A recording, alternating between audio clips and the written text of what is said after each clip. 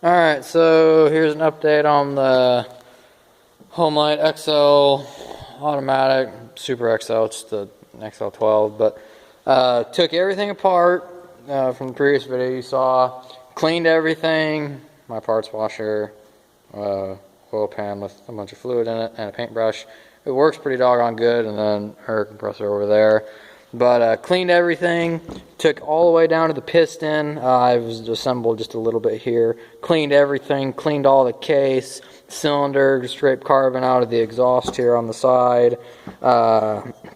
Cleaned everything real well, cleaned all the gas tank, pulled the cover off. You can't see it now, but on if the gas tank was off right here, down on the bottom, these screws right here are the oil tank's behind here. Cleaned all the oil tank, cleaned everything real well, got it all cleaned up. All I've done is put the cylinder back on, which was a booger because it's a 2-ring, and trying to get the rings back on with no clamping kit was a nightmare. But got that back on, all cinched down, put the gas tank back on.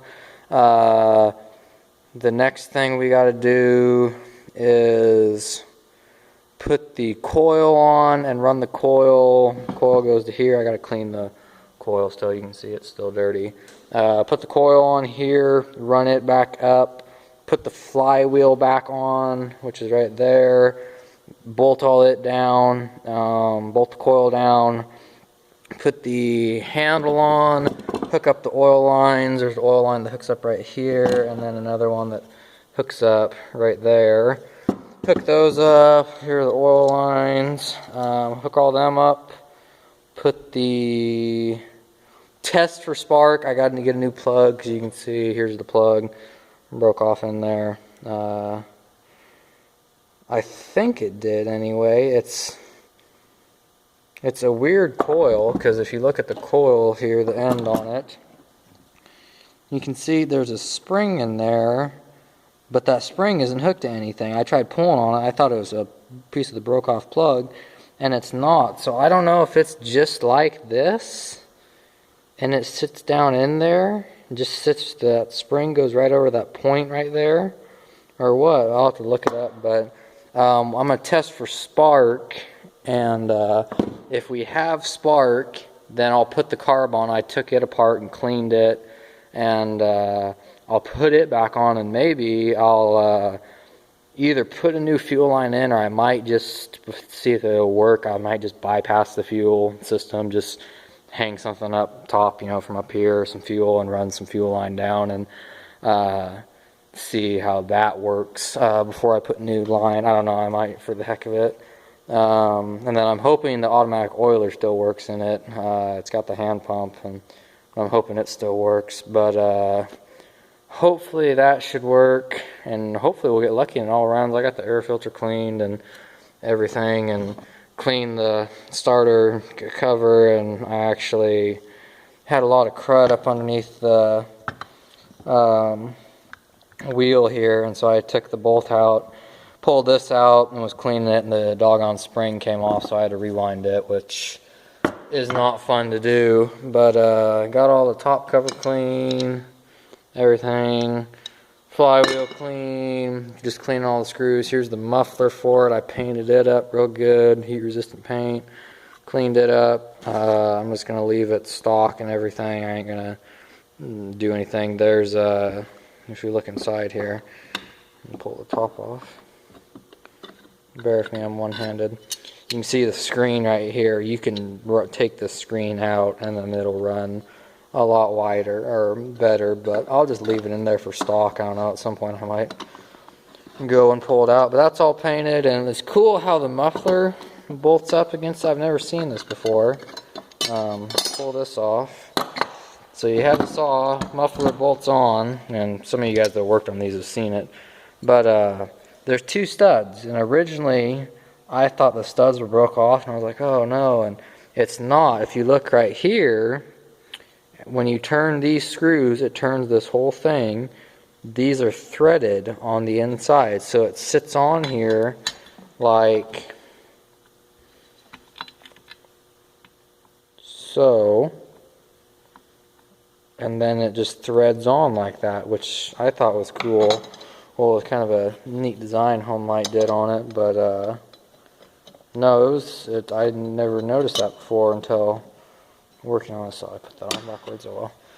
But yeah, we'll clean it all up and everything, and got all the caps clean and everything, and hopefully we got spark, and if we got spark, we'll put the carb on like I said, and maybe we'll get lucky and have the carb work for us, and if it runs good, then I'll try to find a bar and chain for it. And you can see all my tools scattered out here. Here's the original fuel filter for it, and then I might clean it real well and see if I can reuse it. You can see all my stuff here. I had that torch for, there were a couple of stubborn bolts, and the only place I didn't clean was behind the clutch.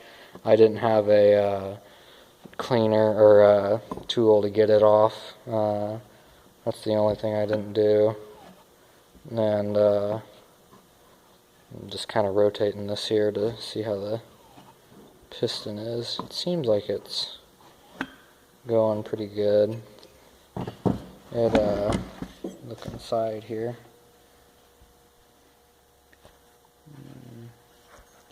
Nice and clean, no scoring on it. And bear with me here, I'm trying to do this one-handed.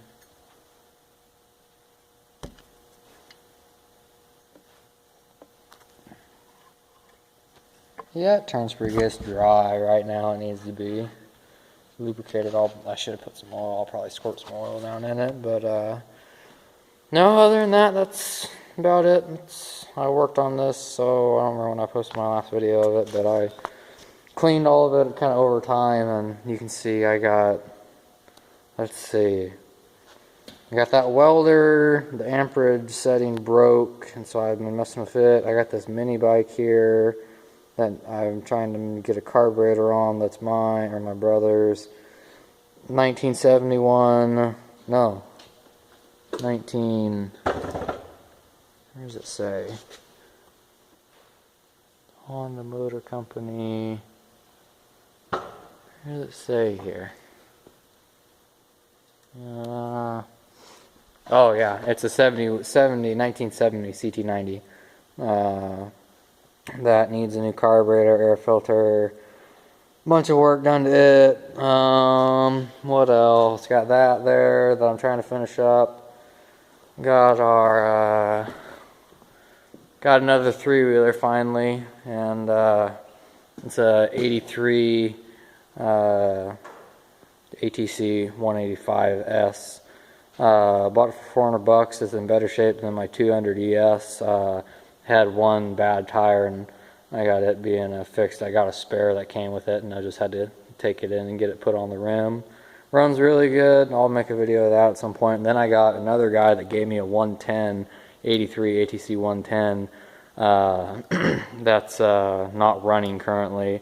It's been sitting outside for about 4 years, but it ran when it was parked. And I'll go and at some point go and get it running, hopefully, but get this one running first for my mom and me. And then other than that, there's not a whole lot else in here. You got our 2006 Kubota L3130 with the LA723 loader on it, and then we got our Brush Bowl 60 Woods Brush Bowl 60 16-inch brush hog.